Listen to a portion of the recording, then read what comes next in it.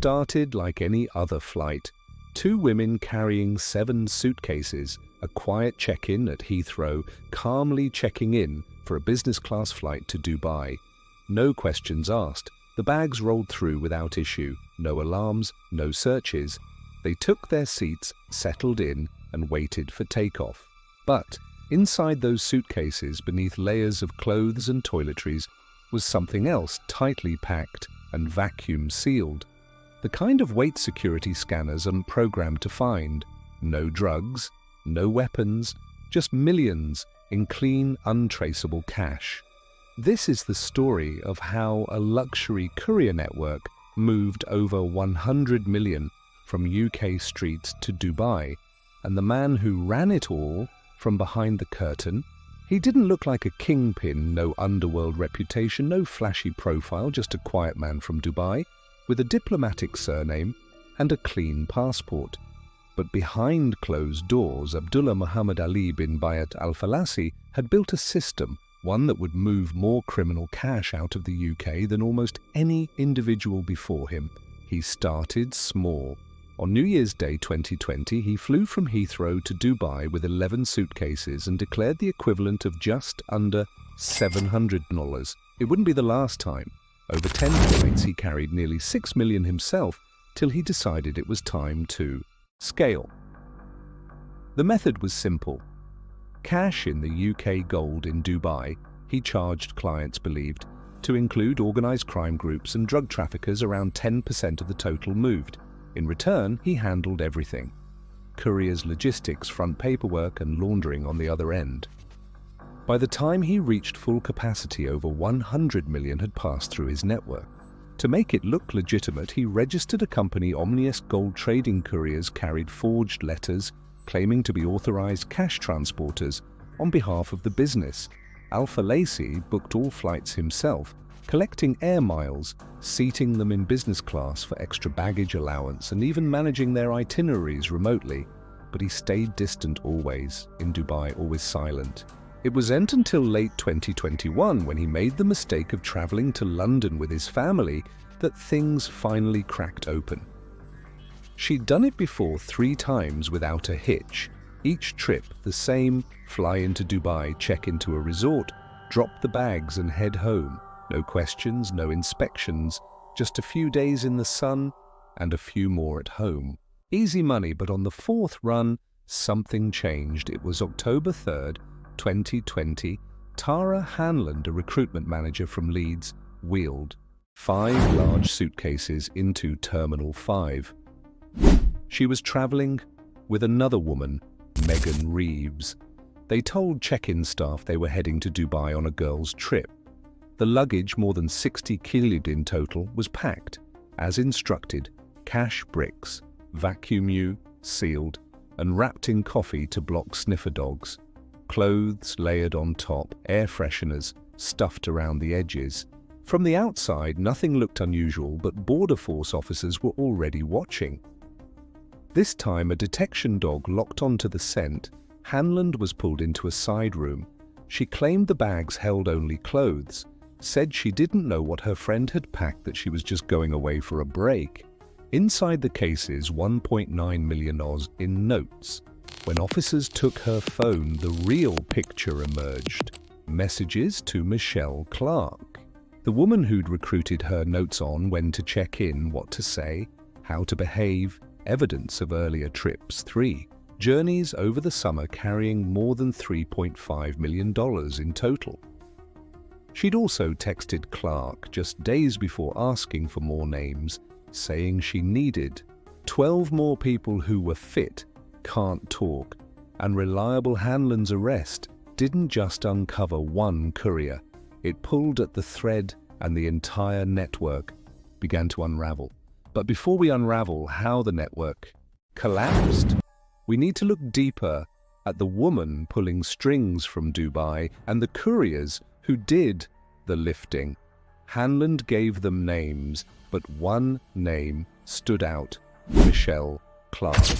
She wasn't a courier. She didn't carry bags through airports or sit in departure lounges. She was the one making the calls. A former Sky TV executive assistant from Leeds, Clarke had relocated to Dubai with her husband and with their children. On paper, it was a fresh start. In reality, she'd already begun building something else. Later, police found messages linking Clarke to nearly every key courier she handled. Flights sent forged documents and issued instructions through encrypted chat groups. On each run, she told the couriers what to pack, where to go, what to say, and what not. To most, never met her in person. The ones who did described her as calm, convincing, and professional. She carried herself like she worked for an embassy, and that's exactly what she told them. To maintain control, she created a group chat, Sunshine and Lollipops. Michelle Clarke didn't leave things to chance. If you were working under her, you were added to one place. A group chat called Sunshine and Lollipops. It sounded harmless, but behind the emoji-filled name was one of the most tightly controlled cash smuggling networks ever uncovered in the UK. Couriers were vetted and onboarded through Clarke personally. Once added to the group, they received detailed step-by-step instructions before each trip. Everything was planned down to the hour, just like found in the Hanlon phone messages. No phone calls, no outside messages, just encrypted chat and silence outside the group. Each runner was told to buy a pay-as-you-go burner phone used only for that specific journey. After the return leg, they were told to wipe the device and wait. The next job would come when Clarke reached out again. All bookings ran through her. She paid for Emirates business class flights using Falasi's credit card. This gave couriers a higher baggage allowance up to 4 large suitcases per passenger. In Dubai, handlers were waiting. The drop was always smooth. Hand off the bags, check into a resort, stay 1 or 2 nights, then fly home. Most never saw the cash again once it left their hands. Over time, the group grew. More names, more trips, but the same rules. Don't ask questions, don't speak to anyone, don't change the plan. Some followed it to the letter. Others started bringing in friends, relatives, even partners, people they thought they could trust. And that's when the network began to fracture. They didn't look like criminals, no records, no gang tattoos, just influencers, ex-models, corporate types, people who blended in. That was the point. Most were approached directly by Michelle Clarke. Some were friends. Others came through introductions, offered a quick job that paid thousands for just a few days away. No drugs, no risks, just suitcases. A company letter to explain everything. Jovin was the image of the operation, a former model, known for her past relationship with boxer Joe Calzaghe. Clarke met her in Knightsbridge and offered $3,000 for a single trip. Plus a luxury stay in Dubai. She said yes, and later brought in her partner Jonathan Johnson. Johnson worked in executive recruitment. On paper, he was cautious, sending texts before the flight about the luggage looking ridiculous, but he boarded anyway, helping Lavin carry nearly £3 million across 2 trips. Amy Harrison came through the same line from Surrey, quiet, low profile. She took 3 trips, often, helping with logistics from packing to paperwork. Described as reliable, she didn't ask questions. Beatrice Orty was more involved, a 26-year-old from Fulham with a media background. She was hesitant at first, but Clarke reassured her, gave her stamped certificates, flight booking, and a role. Eventually, she was handling arrangements for other couriers, organizing 16 trips alongside her own. Nicola Essen was different, older, less digitally visible, brought in through offline contacts. She flew business class and carried 19 suitcases across 3 journeys.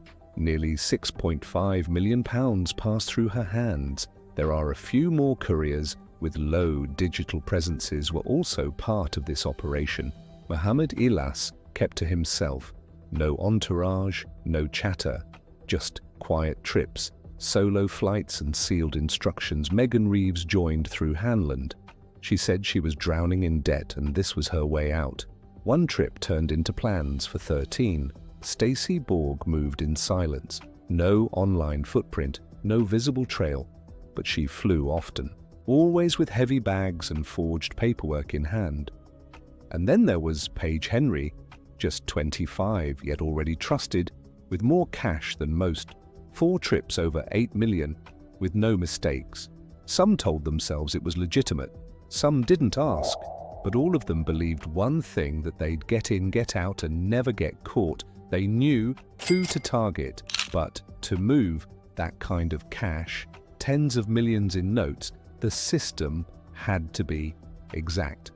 Once a courier was confirmed, the process began. Cash was collected from gangs. Across the UK, most of it is tied to drug trafficking, none of it traceable. It arrived at rented flats across London, workers counting houses run by trusted contacts, no furniture, no cameras, just tables, scales, vacuums and plastic wrap. Bundles were sorted into $500,000 per suitcase. Each case was layered, clothes and toiletries at the top, bricks of sterling notes packed tightly below. Everything is vacuum sealed, the smell of money disguised with coffee grounds, mouthwash and scented, dryer sheets. The method was solid, but what made it possible, what kept it going, was the system itself.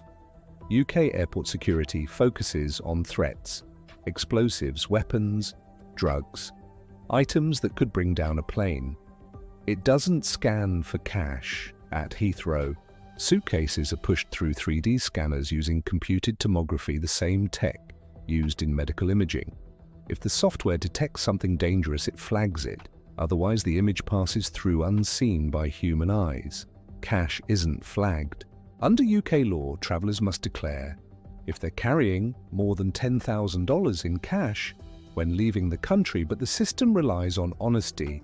There are no routine checks, no luggage scans for currency, and once you're airborne, no one's looking. That loophole, that silence, was what the network thrived on. Once in Dubai, it was different. Michelle Clarke gave each courier a fake authorization letter from Omvest, gold trading, printed on letterhead, stamped and signed. It claimed the courier was officially transporting cash for business. At the airport, they'd hand it to customs, the paperwork matched, the bags were waved through. Handlers met them at the terminal. The drop was quick, it was clean, and it worked for months. But the network didn't fall apart because of one mistake. It collapsed because every courier eventually made theirs. Now let's go back to where we left off, at the arrest of Tara Hanlon, because what came next wasn't loud. There were no press briefings, no leaks, no public warnings, just investigators working in silence, connecting names, tracing bookings, pulling data from seized devices, each detail added to the map. Flights, baggage weights, ticket payments, passport scans, and slowly the outlines of the network began to form, one courier at a time. But above them all was the one name no one had seen yet. The first domino was Hanlon, but she wasn't alone. And once her phone gave them Michelle Clarke, the NCA followed the trail. The next to fall was Jane Kamari, a Czech national court at Heathrow. Just weeks later, he had 1.3 million in his luggage. Same airline, same packing method, same forged paperwork from Omnivest, gold trading. Then came Joe Larvin and Jonathan Johnson, arrested at Manchester Airport in March 2022. By then, they'd already flown twice, August and September 2020, smuggling nearly £5 million between them. Border Force had flagged them months before, but by the time of their arrest, the NCA had enough to act. Amy Harrison, who flew 3 times with over £6 million across 15 suitcases, was caught in a sweep after Johnson and Lavin. She'd been part of the planning, not just carrying cash, but helping with bookings and packing. Beatrice Ali, who was another successful courier, had been arrested at her home. When her door was kicked in during the May 2021 raids, the NCA already had records linking her to Clarke and to Falasi. The same pattern. Repeated. Nicola Essen, a 56-year-old from Leeds, was pulled in next. She'd flown under the radar for months until passenger records caught up with her. Mohammed Elis stood out for a different reason. He'd made 2 runs, but on one of those trips, a bag vanished in transit. It later turned up at Heathrow, still unopened, still packed, with $431,000 inside. That loss put him on the radar, and when he returned on another flight, Border Force officers were waiting.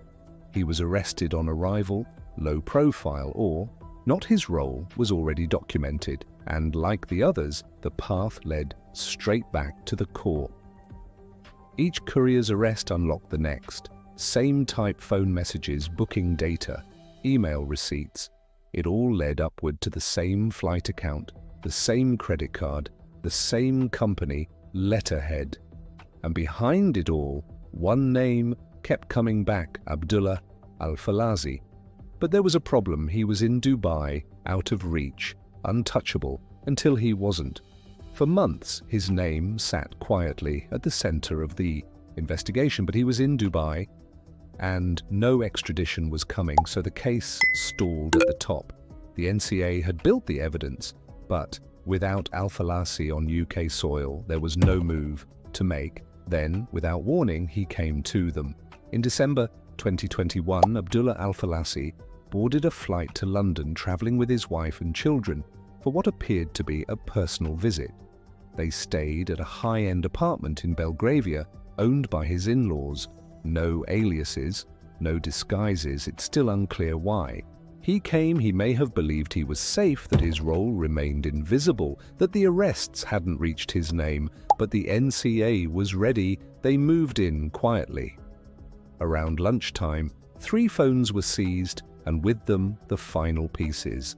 Inside photos of couriers' passports, messages, planning handovers, itineraries, packing lists and suitcase photos. Everything they needed typed out, photographed and confirmed. He was charged with money laundering at Isleworth Crown Court. In the summer of 2022, the story reached its final act. Abdullah Falasi, the man who stayed in the background, the one who built the system, was finally sentenced. He'd pleaded guilty to removing criminal property, more than £100 million laundered out of the UK.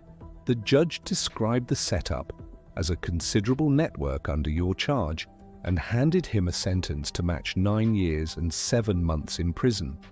A confiscation order followed. $2.5 million in assets seized, including a Mercedes G63, a Ford pickup, and 3 Rolex watches. It was all paid back. Every penny. Tara Hanlon, the courier, whose arrest cracked the case open, received 34 months in prison. Judge Karen Holt said she'd been vulnerable, but knew what she was doing. Zdenek Kamarit, a Czech national, caught with over $1 million in cash, was sentenced to 2 years and 10 months. Jovan was given 24 months, suspended for 2 years with 200 hours of unpaid work. Her partner, Jonathan Johnson, received a 12-month suspended sentence.